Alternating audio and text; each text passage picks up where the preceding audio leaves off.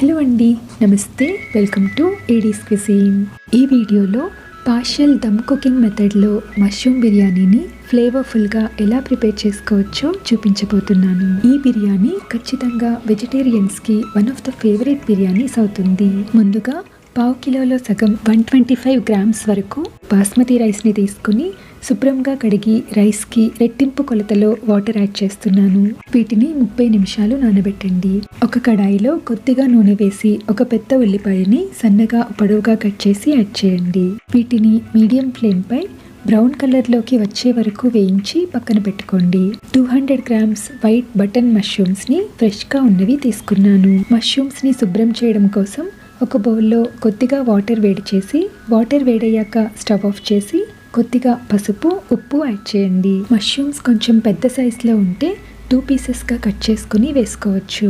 మష్రూమ్స్ని వేసి 5 నిమిషాల తర్వాత వాటర్ని వంపేసి నార్మల్ వాటర్తో 2 నుంచి 3 సార్లు శుభ్రంగా కడగండి. ఇప్పుడు ఒక కడాయి వేడి చేసి 2 టేబుల్ స్పూన్స్ నూనె వేసి 1/2 టీ స్పూన్ షాజీరా, 5 లవంగాలు, 3 యాలకులు, 1 ఇంచ్ దాల్చిన చెక్క, ఒక చిన్న అనాస పువ్వు, కొద్దిగా జీడిపప్పు వేసి 5 లేదా 6 మిరియాలు కూడా యాడ్ చేయండి.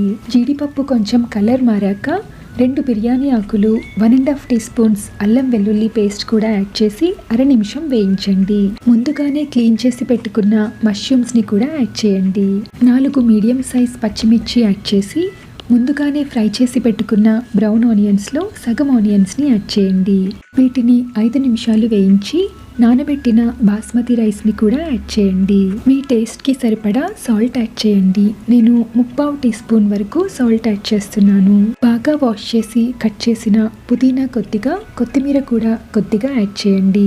ఒకసారి కలిపి మూత పెట్టి బిర్యానీ అప్రాక్సిమేట్గా సగం ఉడికే వరకు మీడియం ఫ్లేమ్పై 5 నుంచి 8 నిమిషాల వరకు ఉడికించండి. ఇప్పుడు దమ్ కుకింగ్ కోసం ఒక ఫ్లాట్ ప్యాన్ వేడి చేసి బిర్యానీ కడాయిని దీనిపై ఉంచి మంటని లో ఫ్లేమ్కి అడ్జస్ట్ చేయండి.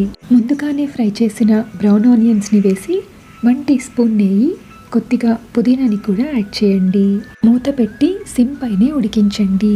బిర్యానీ రైస్ పూర్తిగా ఉడికి వాటర్ మొత్తం డ్రై అయ్యాక స్టవ్ ఆఫ్ చేయండి. ఇలా దమ్పై ఉడికిస్తే ఈ స్లో కుకింగ్ ప్రాసెస్ వల్ల బిర్యానీ ఫ్లేవర్ఫుల్గా టేస్టీగా ఉంటుంది.